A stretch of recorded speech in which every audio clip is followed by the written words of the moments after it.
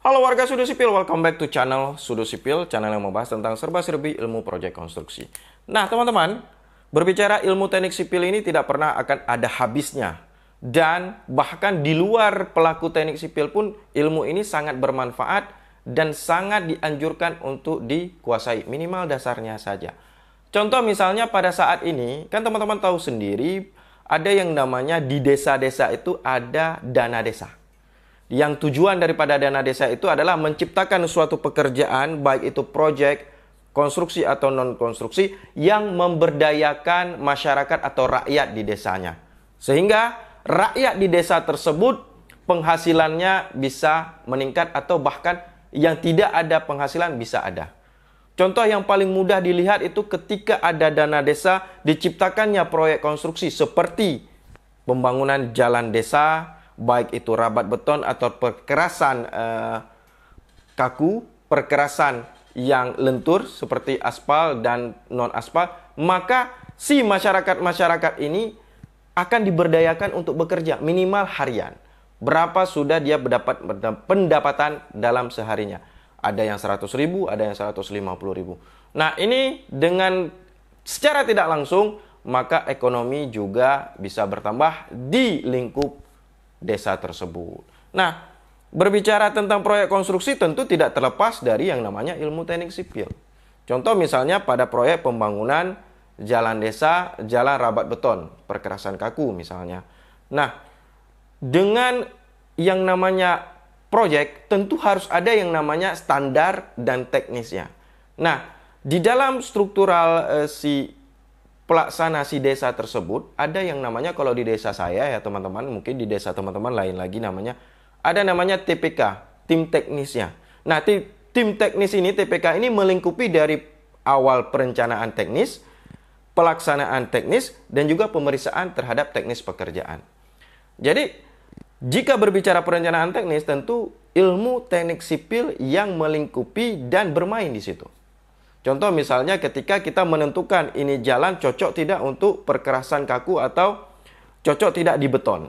Ya, si perancang atau perencana teknis ini akan melihat existing dasar daripada bangunan tersebut, lahan tersebut atau tanah tersebut, kemudian baru menentukan tindakan-tindakan untuk pembangunan jalannya. Contoh misalnya ada tanah dasar dengan kondisi lumpur.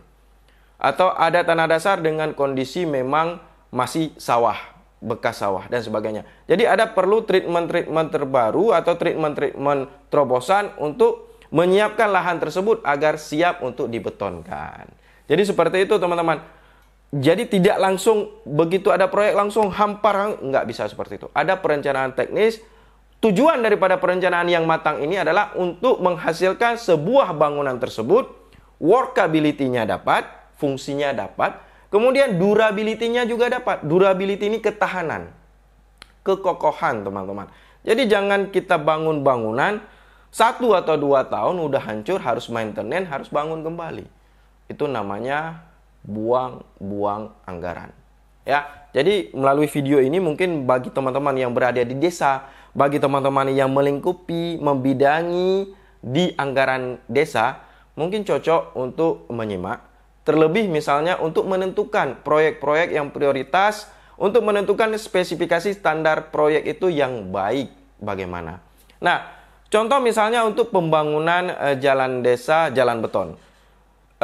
Saya punya suatu perencanaan filenya, bagi teman-teman kadangkala yang mau bisa download atau bisa masuk langsung di www.sudosipil.site, nanti bisa searching di panel searchingnya, atau misalnya teman-teman mau langsung bisa download, ada link di deskripsi video, saya sematkan, nanti bisa download langsung. Pada tahun 2017 saya membuat perencanaan di desa itu hampir 35 desa teman-teman. Jadi beragam macam bentuk proyek konstruksinya, mulai dari jalan beton, jalan aspal, kemudian perkerasan lentur, pakai base A, base B, kemudian irigasi, drainase, surau, kemudian ada gedung serbaguna, dan lain-lain sebagainya. Ada banyak file di saya yang bagi teman-teman misalnya butuh sebagai referensi atau tambahan literasi, boleh teman-teman komen aja di bawah. Atau bisa DM Sudo Sipil, nanti akan saya kirimkan bagi yang membutuhkan. Ya, itu hitung sebagai kita mengedukasi bagi warga atau rakyat di desa yang kadang-kala butuh yang namanya tambahan informasi. Oke, jadi kita kembali lagi ke cerita pembuatan jalan beton. Nah, pada saat kita akan membangun jalan beton, tentu tidak hanya menghampar beton di atasnya. Kita lihat dulu tanah dasarnya, kemudian kita pantau daripada kontur tanah dasar ini udah rata apa belum. Maka di situ perlu dipasang atau dihampar yang namanya pasir uruk, teman-teman. Ya, setelah pasir uruk diratakan, kemudian konturnya sudah rata, permukaannya sudah oke, baru dikasih yang namanya unstamping.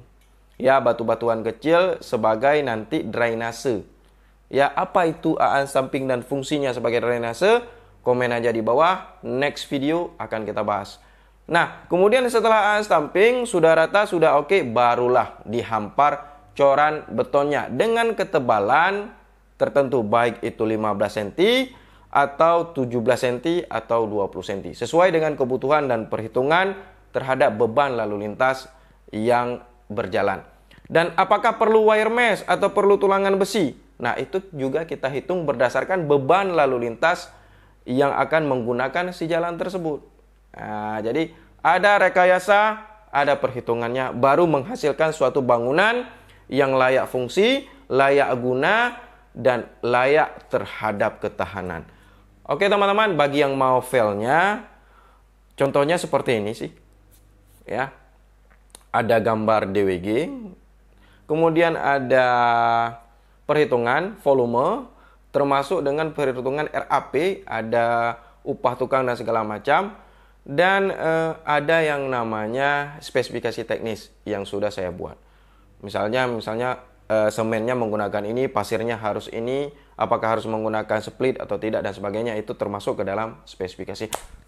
Tidak usah berpanjang lama, kalau memang ada yang mau sebagai literasi tambahan, dan apabila ada pertanyaan di kelak ketika kita sudah mendownload file saya, bisa komen aja di bawah. Akan saya jawab insya Allah satu persatu. Oke teman-teman, sekian video kita kali ini. Semoga bermanfaat dan memberi faedah bagi teman-teman sekalian, terutama bagi yang di desa, yang sedang mengelola dana desa. Hati-hati, jangan sampai korupsi. Dan sekali lagi, ilmu itu diperluas dan dipelajari. Gampang. Salam Sudut Sipil.